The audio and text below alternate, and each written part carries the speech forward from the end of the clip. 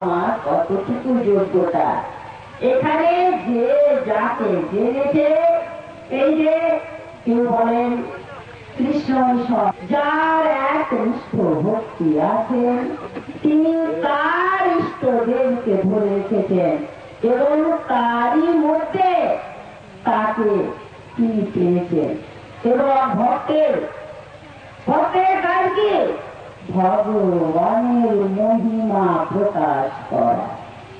তাই যিনি ভক্ত, যিনি শিবের ভক্ত, তিনি তার ইষ্টদেবের মহিমা প্রকাশ করছেন। আমার শিবই সব, আমার শিব হচ্ছেন সত্যম শিবম সুন্দরম। কারণ তিনি তো রাত্রি দিয়ে তাকে নিয়ে থাকছেন, তারই লীলা দর্শন করছেন। আবার এই যে এখন বললেন বৃন্দাবন চিন্ময় ধাম, যারা শুনব তারা বলবে যে কৈলাস চিন্ময় ধাম। আর যারা গৌরাঙ্গের ভক্ত তারা কি বলবেন?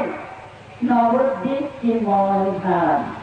তাহলে কোনটা চিন্ময় ধাম ব্যাখ্যা করা যায় কি?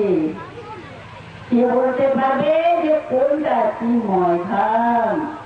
যিনি কৈলাসও দেখলেন, বৃন্দাবনও দেখলেন, নবদ্বীপও দেখলেন, শিবকেও জানলেন, কৃষ্ণকেও জানলেন, কালীকেও জানলেন, রাধাকেও জানলেন, তিনি বলবেন যে কে সত্য সুন্দর আর তার যোগ্যতা কত।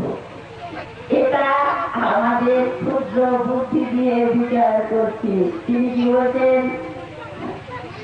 অখণ্ড মণ্ডলাকারম ব্যাপ্তম যিনি চরাচরম, যার কোন খণ্ড নেই, একদিন দ্বিতীয় নাস্তি। সে অখণ্ডকে খণ্ড করতে কে পারে? আমাদের ক্ষুদ্র বুদ্ধি দিয়ে আমরা খণ্ড করেছি। এই হচ্ছে শিব, এই হচ্ছে কালী, এই হচ্ছে দুর্গা, এই হচ্ছে গণেশ ইত্যাদি দেবতা।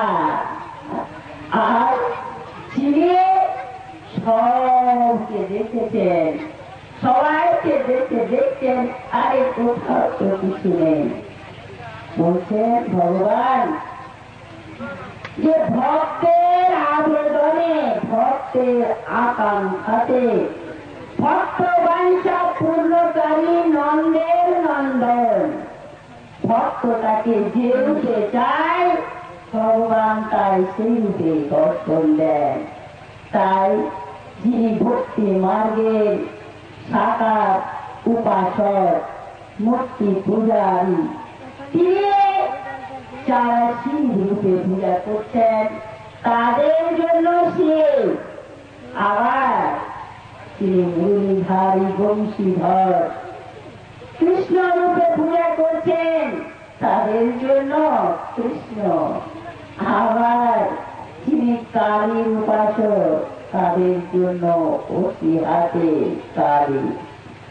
আবার দেখা যাচ্ছে যে যারা জ্ঞান মার্গের নিরাকার জ্যোতি ব্রহ্মের উপাসক, তাদের জন্য কোথাও তিনি নেই, তিনি নিরাকার।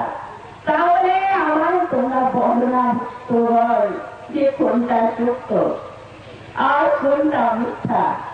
সাকার, নিরাকার, শিব সত্য, কৃষ্ণ সত্য, কালী সত্য, কে সত্যি? কার শক্তি বেশি? বলতে পারবে যে কেউ পারবে না। তাই যতটুকু জানো, নিজে যা অনুভব করো, যাকে ভালো লাগে তাকে নিয়ে থাকো। আর সব থেকে যে বড় কথা এখনই আমি বললাম যে पृथ्वी पर जब में आप पंडित भया ना कोई था, अक्षर प्रेम की पाठ करे तो पंडित हो। এই প্রেম যদি বিতরণ করতে পারো, জানো আমাদের সব জায়গায় সব অবতারকে তোমরা দেখে এসো, প্রেম ছাড়া কি আছে? যেমন রাম লক্ষ্মণ ভরত শত্রুঘ্ন চার ভাই, তাদের প্রেম ভরত মিলন তোমরা নিশ্চয়ই জানো বাবারা। যে ভরত মিলন যখন হয়, রাম যখন অযোধ্যা ছেড়ে বনবাসে যাচ্ছেন, আর বনবাস থেকে রাম কে ফিরিয়ে আনার জন্য ভরত গেছেন, সেই মিলনের কথা বর্ণনা ওকে বর্ণনা করা যায় না। তাই সেই মিলনের কথা, সে প্রেম শিল্প বাবারা। আবার এদিকে গৌরাঙ্গ মহাপ্রভু কি বলছেন, যে আমাদের চিনিয়া লব দন্তে চিনে ধরি, মুখে শুধু বলে একবার হরি হরি হরি। প্রেম বিতরণের জন্য, নাম বেড়ানোর জন্য তিনি নিজেকে বিকিয়ে দিচ্ছেন অন্যের কাছে। প্রভু বলছে যে একবার নাম বলো, নিজের জন্য নয়, আমাদের মতো পতিতকে পতিত উদ্ধারণ বারবার প্রতিটি দরজায় যাচ্ছে যে একবার শুধু নাম বলো।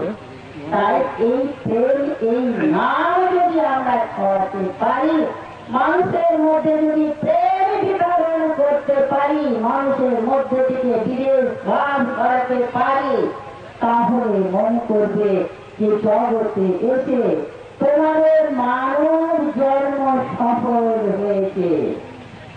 এক্ষুনি আমি বললাম যে মনুষ্য জন্ম দুর্লভ জন্ম, 84 লাখ জয়ী ঘোরার পর মানব জন্ম হয়।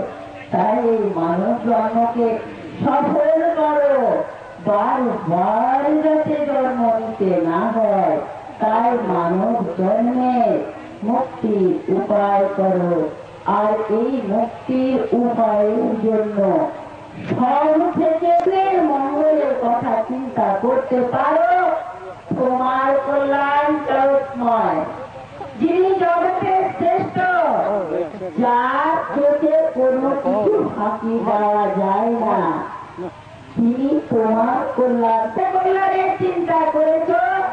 তাই বলছে হিন্দিতে একটা কথা বলে, মাগে মতি মিলে মাগে মিলে না ভিড়।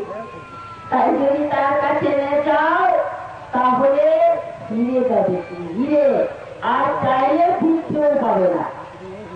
তার ভিখারি হয়ে তার কাছে যেও না, আমার পরে বলছেও না, সব সময় বলো তাকে জগতের কল্যাণ করো, বিশ্বের কল্যাণ করো।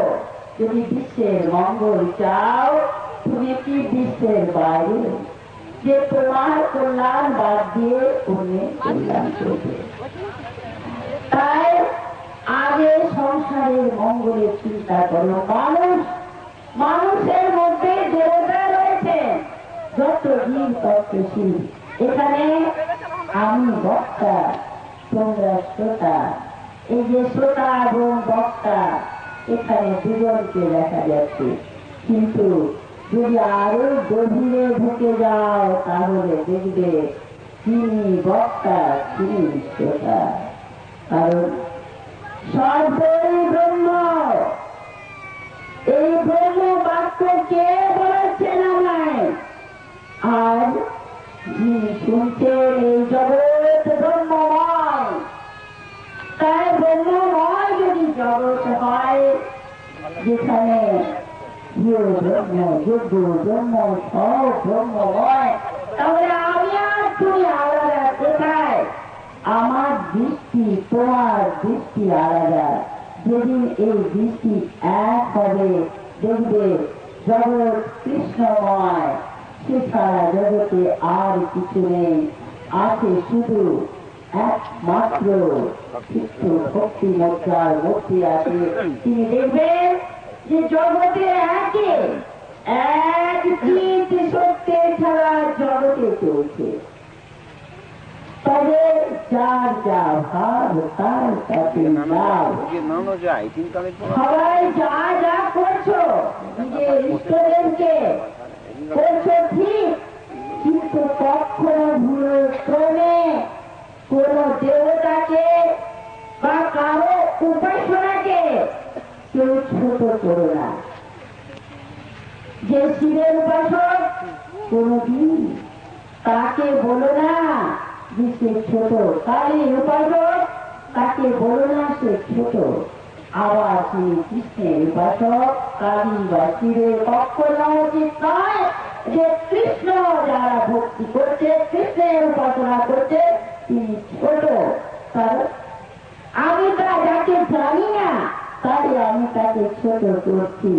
আমি যদি সব জানি, যেমন রামকৃষ্ণ সব ধর্মকে জেনে কি বলে এসেছে, সর্বধর্ম সমান নয়, সব ধর্ম এক। তো যিনি সব ধর্মকে জেনেছেন, সব ধর্মের উপাসনা করেছেন, তারই অধিকার আছে সমালোচনা করার। আর অন্য ব্যক্তি যদি সমালোচনা করে তাহলে তিনি মূর্খ ছাড়া আমার পরিভাষাতে আর কিছু বলে না। আমি কৃষ্ণ কিছুই জানলাম না, আর বললাম যে যারা কৃষ্ণ ভক্ত তারা আহ্মদ, আমার থেকে বড় আহ্মদ আর কেউ নেই। তাই সে কি করছে সে বিচার না করে নিজের দিকে তাকাও, বহির্মুখী জগৎ ছেড়ে অন্তর্মুখী হও। কিতাব জানা থেকে যদি মুক্তি পেতে চাও তাহলে জগৎকে ভালোবাসো, সবাই তোমার, তুমি সবার মধ্যে নিজেকে বিলিয়ে দাও, দেখবে জগৎ তোমার।